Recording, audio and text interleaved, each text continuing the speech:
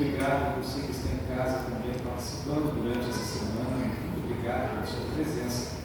Quero aqui agradecer ao pastor Hugo Portugal por dedicar esse tempo cheio de atividade durante o dia, tanto aula de manhã e à tarde, à noite, de as aniversários para nós. Muito obrigado, a gente agradece mensagens inspiradoras, a gente agradece a toda a equipe que esteve envolvida, né? Porque o pessoal pensa assim, puxa vida, chega aqui, encontro gostoso, o ar-condicionado, o ambiente agradável, mas tem toda a estrutura por trás, né? Todo mundo, a equipe grande trabalhando para que tudo possa acontecer, e a gente chegar aqui, ser bem recepcionado, estar bem acomodado, que a gente louva a Deus por isso. Com todas as pessoas envolvidas, o pastor também vai estender essa gratidão por cada equipe, equipe da música, equipe dos diáconos, diaconis, equipe de recepção, nossa equipe do som, da mídia.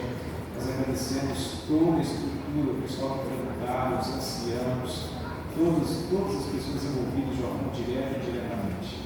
Quero agradecer também ao Tiago, a equipe do Tiago, que esteve lá no Paviote, fazendo a semana todinha no Paviote, lá com um grupo bom. Ontem estive lá, fizemos 3 batismos, foi uma grande bênção, a igreja bem cheinha, louvado seja Deus. Parabéns por toda a equipe do IATEC que esteve te apoiando lá, tá bom? Louvamos o nome de Deus, foi uma maravilha, os elogios são intensos, parabéns. Obrigado, pastor Emerson. Feliz sábado. Que bom que nós estamos juntos aqui e hoje estamos fechando esse momento tão especial que passamos aqui desfrutando da palavra de Deus. Ao longo dessa semana, nós vimos diferentes reações de pessoas diante da cruz, e essas pessoas não são apenas vultos, mas são representativas de pessoas que ainda hoje têm as mesmas reações. Nós encontramos Judas no domingo, no beijo da morte. E eu comecei mostrando a você, lendo a você uma citação que dizia que Judas amava Jesus, queria estar com ele e desejava ser transformado no caráter e na vida. Mas a ambição de Judas foi maior. E eu quero dizer algo para você, que nós já dissemos no domingo: quando a verdade não convence, ela endurece. Eu temo porque muitas vezes ouvimos a mensagem de Deus nesse lugar, quando ela não transforma o nosso coração, ela nos endurece. Depois estudamos sobre Caifás, o cínico. Caifás atingiu o topo do poder religioso, mas usava esse poder para destruir as pessoas. Infelizmente, Caifás julgou a Jesus antes do julgamento, e já foi com uma sentença: morte. Estudamos depois sobre Pilatos, que com o seu ato simbólico de covardia, lavou as mãos diante de alguém que era completamente justo.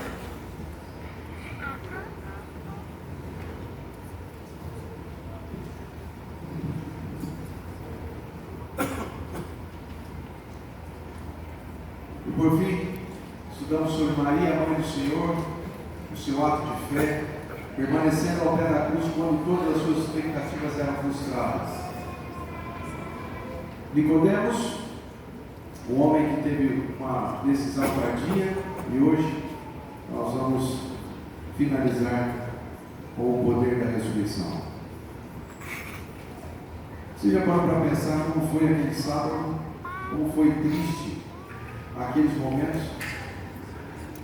como foi difícil enfrentar aquelas horas? Parecia que o relógio não passava o seu ponteiro, mas arrastava o ponteiro. Todas as suas expectativas, todos os seus sonhos, os seus planos haviam terminado ali. A cruz representava, aparentemente para os inimigos, a sua vitória. Jesus foi abandonado por seus seguidores, publicamente negado por um dos seus discípulos mais íntimos, foi traído por outro, ridicularizado, zombado, abandonado por tudo e por todos. E segundo ele, até pelo seu próprio Pai, quando diz: Deus meu, por que me abandonaste? Jesus assumiu a maldição que era minha e sua. Mas isso era apenas sexta-feira, quando as forças do mal pareciam vitoriosas. Eu quero lembrar que era apenas sexta-feira. A história ainda não tinha terminado. Os soldados, para se afastarem do cenário fúnebre, deveriam estar certos da sua missão cumprida. O atestado de óbito de Jesus é assinado com uma lança de um soldado romano que rompe o seu coração. Do seu lado sai água e sangue. Que final trágico. Esperanças destruídas. Parece que tudo está terminado. Mas a cruz nos lembra que a morte não é toda a realidade. A história da cruz não estaria completa se ela terminasse naquela sexta-feira 14 de Nisan. Eu quero que você abra sua Bíblia em Marcos capítulo 16.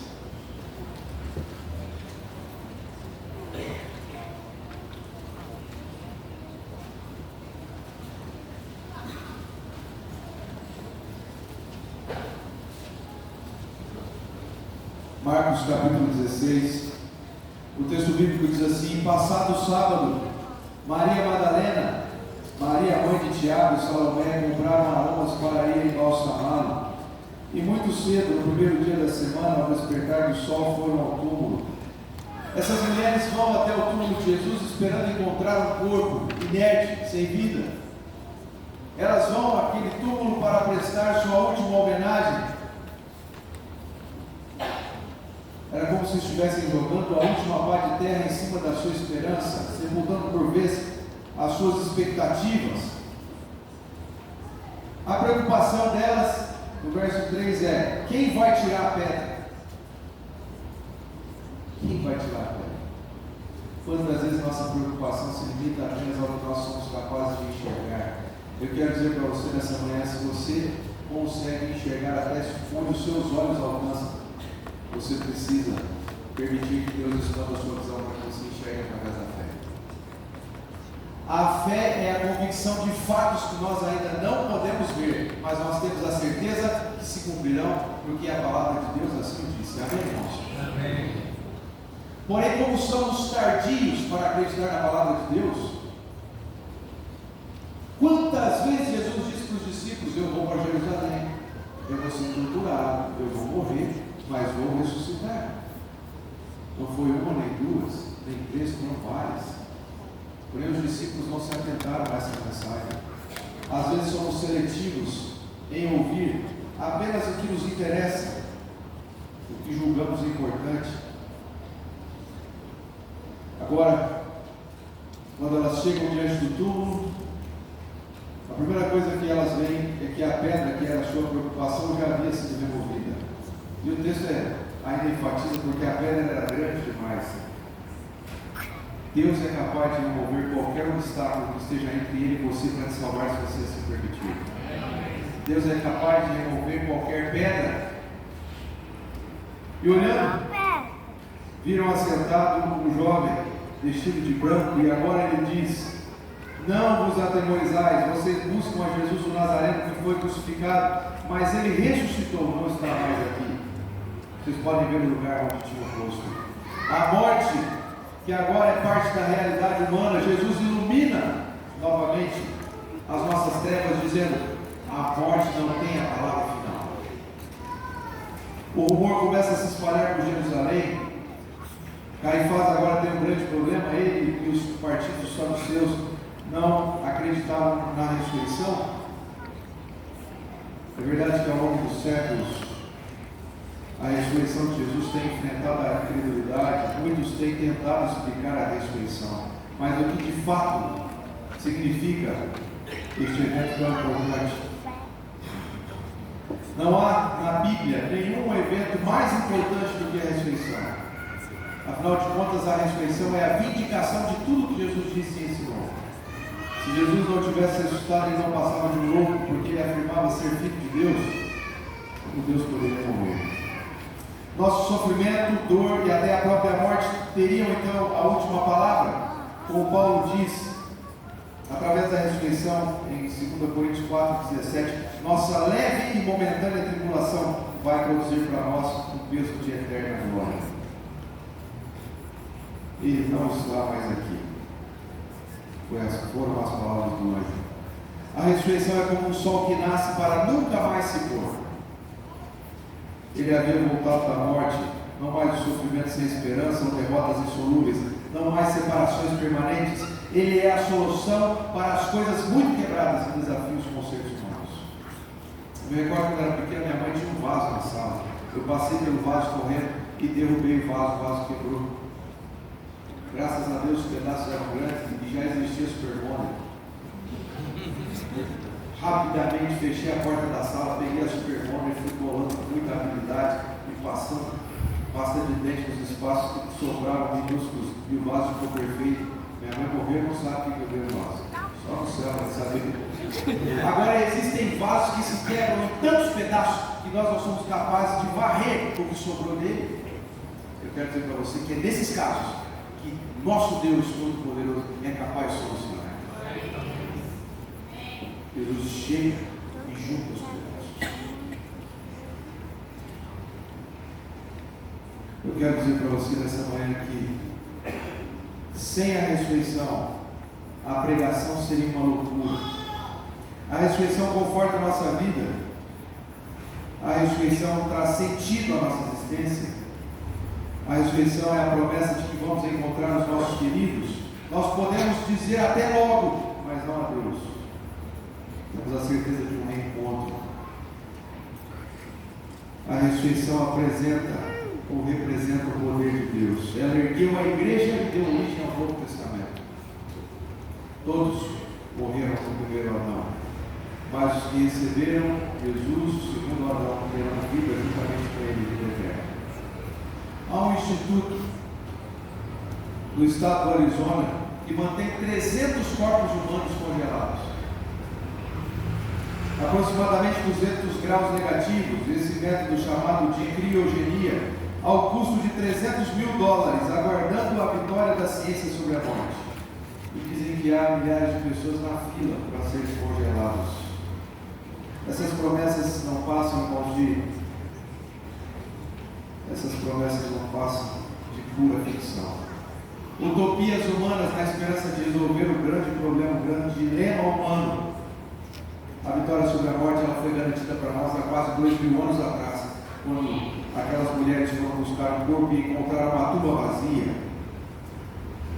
O apóstolo Paulo afirma em vários textos da esperança dos cristãos. Eu quero convidar você a abrir sua Bíblia em 1 Tessalonicenses, capítulo 4, 14 a 17. 1 Tessalonicenses, capítulo 4, versos 14 a 17.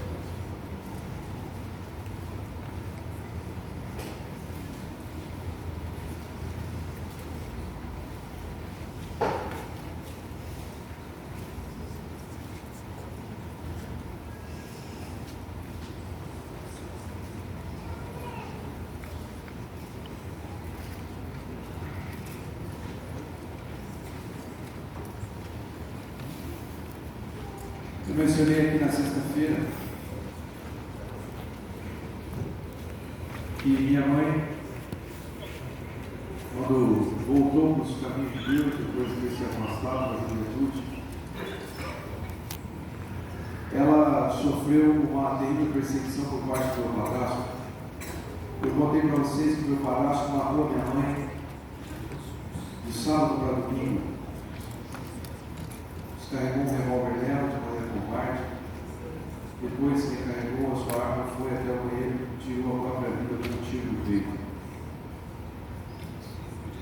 Eu contei a vocês também que aquele dia foi um dia de muita tristeza, de muita angústia, porque eu acreditava, como ouvi em muitos sermões, que quando uma pessoa ia tirar a vida de alguém que acreditava em Deus, que a arma virava palha, que todas as balas não chegariam. Você já ouviu isso? E eu descobri da pior maneira que não era assim. Mas descobri também que a vida daqueles que temem ao Senhor está guardada nas mãos do Eterno. Amém. E se Ele permite alguma coisa, se Ele permite que um fio da nossa cabeça caia, que o fio de cabelo da nossa cabeça caia, é porque Ele tem um propósito maior. Eu disse para você que eu tirei 2 versos de uma caixinha de promessas que estava do lado da cama, e o verso dizia: aquele que crer em mim, ainda que morra,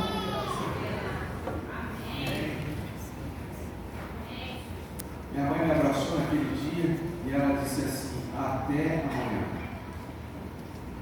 E eu sei que o até amanhã dela vai se cumprir, porque eu vou abraçar amanhã desse jeito. O texto diz assim, 1 Tessalonicenses capítulo 4, versos 13 em diante: não queremos, porém, irmãos, que sejais ignorantes com respeito aos que dormem, para não vos entristecerdes como os demais que não têm esperança.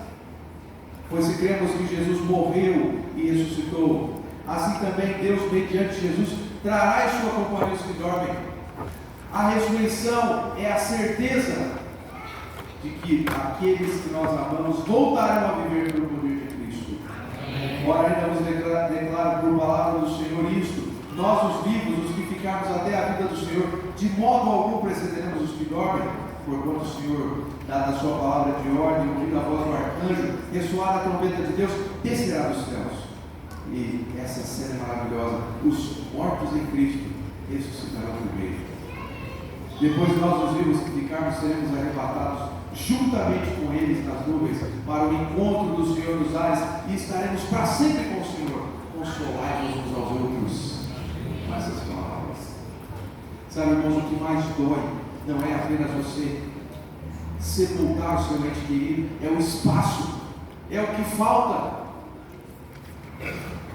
Alguns rabinos judeus dizem que a morte ou tirar a vida de alguém é roubar, porque você rouba aquilo que a pessoa poderia ter vivido. A minha mãe não viu seus netos nascerem. A minha mãe não viu seus filhos crescerem. O futuro dela, uma parte dele foi roubado. Mas em troca, Deus vai devolver a ela a eternidade e a certeza. Amém. Nós vamos abraçar de novo aqueles que um dia a morte tirou de nós. Eu falei para você, existem palavras, ou melhor, existem sentimentos que nós não temos palavras para traduzir. Por exemplo, quando o filho, no meu caso perdi minha mãe, que a gente chama esse filho de órfão, não é assim? Eu disse para você que quando alguém perde o esposo ou a esposa, nós chamamos de viúva. Mas eu disse também que quando o pai ou a mãe perde o filho, nós não temos palavras para traduzir a dor que passa no coração do pai ou de uma mãe. A Daisy havia sido batizada na igreja, uma moça muito envolvida com várias coisas, nos departamentos, atividades, e ela tinha 2 filhas, lindas meninas, e as meninas saíram para viajar com o pai. Ela estava casada pela segunda vez. Ela tinha 3 filhos e as 2 meninas. As meninas foram de férias e elas já estavam voltando das férias, e a Daisy preparou todo o quarto, deixou tudo arrumado, deixou as camas, o chocolate que as meninas gostavam, as flores no quarto. De repente, uma ligação muda tudo. E do outro lado da linha, alguém disse que o carro em que as meninas estavam havia sofrido um acidente. O pai havia falecido, as 2 meninas e a tia que acompanhava. Você consegue imaginar a dor que corta o coração desse? Não há palavras. Eu como pai, você como mãe e pai que me escuta, a gente tenta imaginar como é isso. E se você já perdeu alguém dessa forma, você entende. Aquela mulher olhava agora para uma cama vazia e esperava. Eu fui depois conversar com ela. Já não estava mais lá no pastoral dela, mas eu fiz uma ligação e ela dizia assim: as minhas filhas voltarão para casa quando Jesus voltar. Ele vai devolver as minhas meninas. Isso é fé. Eu olhar além das circunstâncias é crer no poder de um Deus que não se deixa enganar, e Ele prometeu que voltará para nos buscar. E prometeu mais, Ele prometeu novos céus e nova terra. Abra comigo Apocalipse capítulo 21. Olha que texto lindo, irmãos. Nós não podemos perder de vista enquanto caminhamos aqui em meio ao caos que esse planeta oferece. Capítulo 21, verso 1: vi novo céu e nova terra, pois o primeiro céu e a primeira terra passaram, e o mar já não existe. E eu vi também a cidade santa, a Nova Jerusalém, que descia da parte de Deus, ataviada, adornada como noiva para o seu esposo. E agora essa voz, nós tanto almejamos ouvir, e essa voz vinha do trono dizendo: eis que o tabernáculo de Deus estará com os homens, Deus habitará com eles, eles serão povos de Deus, e Deus mesmo estará com eles, e lhes enxugará dos olhos toda lágrima. A morte já não existirá, já não haverá luto nem pranto. Sabe por quê? Porque as primeiras coisas passaram. Serão pálidas recordações que desaparecerão ao longo da eternidade. Eis que faço novas todas as coisas. E acrescentou: escreve, porque essas palavras são fiéis e verdadeiras. Eu quero convidar o grupo que vai cantar agora.